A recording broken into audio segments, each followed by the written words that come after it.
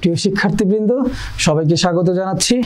আজকে আমাদের যে নির্ধারিত আলোচ্য বিষয় সেই অস্ত্র, এটি লিখেছেন আহসান হাবিব।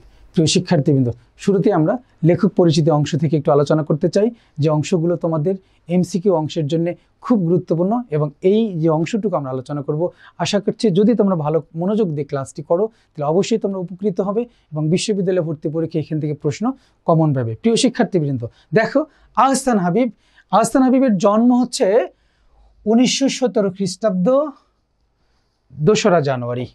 কি বলছিলাম? 1917 খ্রিস্টাব্দ 2রা জানুয়ারি। প্রিয় শিক্ষার্থীবৃন্দ, একটু খেয়াল করে দেখো তোমরা, আহসান হাবিবের জন্ম কি? আহসান হাবিবের জন্ম হচ্ছে 1917 এবং তারিখটা হচ্ছে 2রা জানুয়ারি। জন্মস্থান হচ্ছে শঙ্কর পাশা গ্রাম। খুব ইম্পর্টেন্ট নামটি, গ্রামের নামটি যে শঙ্কর পাশা গ্রাম, এটি তোমরা মনোযোগ দিবা। শঙ্কর পাশা গ্রাম, এটি হচ্ছে পিরোজপুর, আচ্ছা গেটার বরিশালের মধ্যে এটি। আর মৃত্যু হচ্ছে 10 জুলাই 1985 খ্রিস্টাব্দ। প্রিয় শিক্ষার্থীবৃন্দ, দেখো আমরা আহসান হাবিবের সাহিত্যকর্ম নিয়ে যদি আমরা কথা বলি, সাহিত্যকর্ম অংশটি খুবই গুরুত্বপূর্ণ, কেননা এই অংশ থেকে প্রতি বছরই প্রশ্ন আসে এবং আসবে। এবং আগেই বলেছি কোনটি কোন ধরনের গ্রন্থ, কার রচনা, এগুলো তোমাদের মনে রাখতে হবে। দেখো আহসান হাবিবের যে কাব্যগ্রন্থগুলো আমরা দেখেছি এখানে, রাত্রিশেষ, ছায়াহরিণ, সারা দুপুর, আশায় বসতি, বিদীর্ণ দর্পণে মুখ, খুব ইম্পর্টেন্ট এটি, যে বিদীর্ণ দর্পণে মুখ। গদ্যগ্রন্থ লিখেছিলেন অরণ্য নীলিমা, রানী খালের শাখো, বৃষ্টি পড়ে টাপুর টুপুর, ছুটির দিন দুপুরে। কি বলছিলাম? ছুটির দিন দুপুরে। প্রিয় শিক্ষার্থীবৃন্দ, একটু খেয়াল করে দেখো তোমরা, আহসান হাবিবের যে উপন্যাসসমূহ মনে রাখার উপায় আমরা এখানে দিয়েছিলাম, যে এই উপন্যাসসমূহ মনে রাখার একটি টেকনিক, কৌশল তোমাদের স্লাইডের মধ্যে দেওয়া আছে, তোমরা একটু দেখে নিবা এবং তাহলে মনে রাখা তোমাদের জন্য অনেক সুবিধা হবে। প্রিয় শিক্ষার্থীবৃন্দ, এরপরে আসো কবি সম্পর্কে যে বিষয়গুলো আমাদের একটু জানতেই হয়। একটু দেখো যে 1950-এর দিকে তিনি কলকাতা ছেড়ে ঢাকা চলে আসেন। একটা সময় উনি কলকাতায় তার ভাগ্যান্বেষণের জন্য চলে যান এবং 1950 সালে তিনি কলকাতা থেকে ঢাকায় ফিরে আসেন। বেশ কয়েকটি পত্রিকায় কাজ করবার পরে 1964 সালে তিনি যোগ দেন দৈনিক বাংলা, যেটি তৎকালীন দৈনিক পাকিস্তান নামে পরিচিত ছিল। পরবর্তী সময় এটির নাম হয় কি?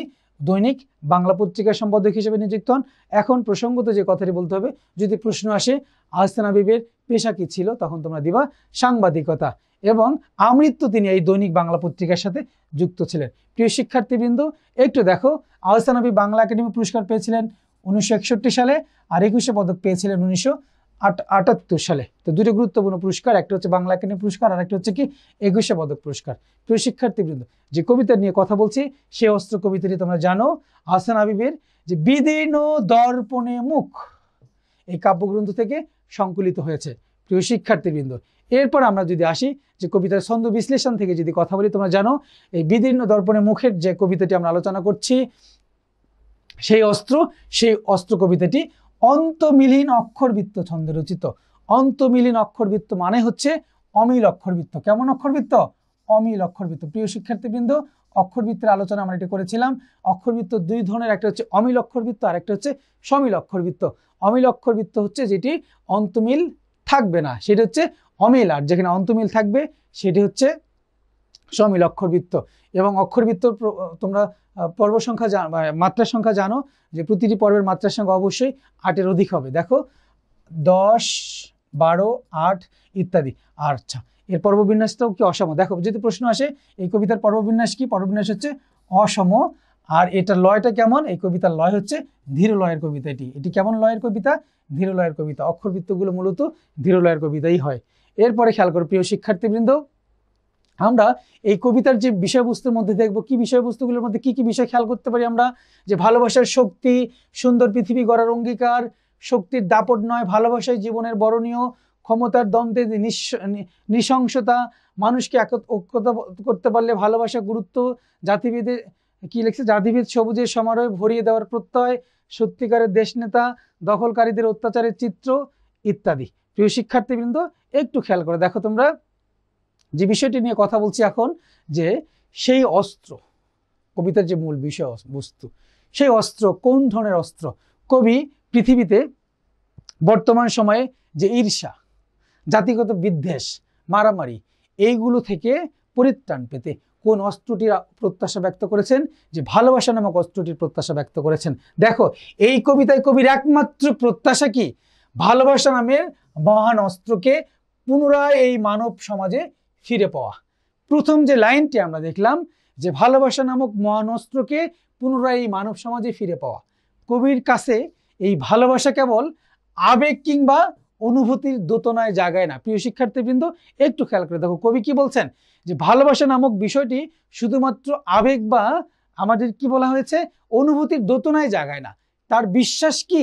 তার বিশ্বাস হচ্ছে এই ভালোবাসা মানুষকে সকল অমঙ্গল থেকে পরিত্রাণের পথ বাতলে দেয়। অর্থাৎ একজন মানুষের মধ্যে যদি ভালোবাসা নামক অস্ত্রটি থাকে, ভালোবাসা থাকে, তাহলে সে সকল অমঙ্গল থেকে সে পরিত্রাণ পাবে। তাই কবি বিশ্বের মানবকুলের কাছে এই ভালোবাসা ফিরিয়ে দেওয়ার অনুরোধ করেছেন। কি অনুরোধ করেছেন? পৃথিবীর সকল মানুষের কাছে এই ভালোবাসা নামক অস্ত্রটি ফিরিয়ে দেওয়ার তিনি প্রত্যাশা ব্যক্ত করেছেন। কেননা এই ভালোবাসা নামক অস্ত্রটি পৃথিবীর সকল অস্ত্রকে পরাজিত করতে পারে। দেখো কি বলছেন, মানুষ যদি অপর মানুষের হিংসা, লোভ, ঈর্ষা থেকে মুক্ত থাকে, তবে পৃথিবীতে বিরাজ করবে কি? শান্তি। পৃথিবী এগিয়ে যাবে সুখ, শান্তি এবং সমৃদ্ধির দিকে। প্রিয় শিক্ষার্থীবৃন্দ, একটা বিষয় খেয়াল করো, সারা পৃথিবীব্যাপী যে থাকা বিদ্বেষের যে বিষ বাষ্প, এই বিষ বাষ্পকে যদি অপসারণ করতে হয়, তবে অবশ্যই ভালোবাসা নামক অস্ত্রকে কবির কাছে এবং কবির মতো আরো বহু মানুষের কাছে কি দিতে হবে? ফিরিয়ে দিতে হবে। কবি জানেন যে হিংসা আর স্বার্থপরতার করাল গ্রাসে অনেকেই মানবিকতা শূন্য হয়ে পড়ে, আর তাই কবি মানবিকতার সেই হৃদয়বোধকে, মানে হারানো বোধকে ফিরে পেতে চান তথা মানব সমাজে ফিরিয়ে দিতে চান, পৃথিবীতে ছড়িয়ে দিতে চান অফুরান ভালোবাসা। কবি এটি ব্যক্ত করতে চেয়েছেন যে ভালোবাসা নামক অস্ত্রটি যদি আমরা পৃথিবীতে আবার ফিরে নিয়ে আসতে পারি, তাহলে পৃথিবীর সকল পারমাণবিক অস্ত্র, সকল মারণাস্ত্র সবগুলো কি এই ভালোবাসা নামক অস্ত্রের কাছে পরাজিত হবে এবং পৃথিবী সুখ সমৃদ্ধশালীর দিকে এগিয়ে যাবে। প্রিয় শিক্ষার্থীবৃন্দ, আমরা যে বিষয়গুলো খেয়াল করতে হবে তোমাদের, এই যে সেই অস্ত্র কবিতার যে উল্লেখ, সেই অস্ত্র কবিতায় যে বিষয়গুলোর উল্লেখ রয়েছে, দেখো এখানে একটি রঙের কথা বলা আছে, সেটি কোন রং? সবুজ রং। এখানে একটি নগরীর কথা বলা হয়েছে, ট্রয় নগরী। তোমরা জানো পৃথিবী বিখ্যাত গ্রিক সভ্যতার যে অনন্য ঐতিহ্য ট্রয় নগরী বারবার ধ্বংস হয়েছিল। বারবার ধ্বংস হয়েছিল কিসের কারণে? এই যে হিংসা, দেশ, পরশ্রীকতার কারণে। অরণ্য, নদী, সবুজ গৃহস্থলী, নক্ষত্র খচিত আকাশ, তারপরে কি বলা হয়েছে? অগ্নুৎপাত। এটি অগ্নুৎপাত, ট্রয় নগরী, ভালোবাসা, এটা আমরা বারবারই পড়েছি। যে বিষয়টি তোমরা মনে রাখবা, অনেক সময় সেই অস্ত্র কবিতা থেকে এই বিষয়টি এসে যায় যে সেই অস্ত্র আমাকে ফিরিয়ে দাও। এই লাইনটি কয়বার ব্যবহৃত হয়েছে মনে রাখবা? সেই অস্ত্র আমাকে ফিরিয়ে দাও, এই লাইনটি এই কবিতায় ব্যবহৃত কয়বার? দুইবার। কয়বার? দুইবার। আর আমাকে সেই অস্ত্র ফিরিয়ে দাও, এটি ব্যবহৃত হয়েছে একবার। প্রিয় শিক্ষার্থীবৃন্দ, একটু খেয়াল করো, সেই অস্ত্র আমাকে ফিরিয়ে দাও, এই লাইনটি ব্যবহৃত হয়েছে দুইবার, এবং আমাকে সেই অস্ত্র ফিরিয়ে দাও, এটি ব্যবহৃত হয়েছে একবার। এই বিষয়টি তোমাদের জানা খুব জরুরি। এরপর দেখো ব্যাকরণিক অভিক্ষা থেকে যে বিষয়গুলো খেয়াল রাখতে হবে, উপসর্গযুক্ত শব্দ এখানে রয়েছে। উপসর্গযুক্ত প্রতিশ্রুতির প্রতি উপসর্গ, অমোঘ অ উপসর্গ, আনত আ, ব্যাপ্ত বি, অবিনাশী অ, বিদ্বেষ বি, পরাজিত পরা, সমবিষ্ট সম। সন্ধিসাধিত শব্দ কিছু রয়েছে এখানে, ব্যাপ্ত, অগ্নুৎপাত, বেসিক্যালি এটা হবে অগ্নুৎপাত, অহংকার, যাত্রাভিমান, নিচ্ছিন্ন এবং বিচ্ছিন্নতা। প্রিয় শিক্ষার্থীবৃন্দ, একটু বানানজনিত কিছু ভুল রয়েছে, তোমরা একটু ক্ষমাসুন্দর দৃষ্টিতে দেখবে। বিদেশি শব্দ রয়েছে সবুজ, এই সবুজ শব্দটি হচ্ছে ফার্সি শব্দ। প্রিয় শিক্ষার্থীবৃন্দ, সবুজ এই শব্দটি ফার্সি শব্দ, এটি তোমাদের মনে রাখা অনেক জরুরি, কারণ অনেক সময় প্রশ্ন চলে আসে। প্রিয় শিক্ষার্থীবৃন্দ, আমরা যে বিষয়টি নিয়ে কথা বলছিলাম, সেই অস্ত্র কবিতার আরো ডিটেইলস আলোচনা আসছে আমাদের লিখিত অংশে। প্রিয় শিক্ষার্থীবৃন্দ, আজকে এখানে শেষ করছি। আল্লাহ হাফিজ।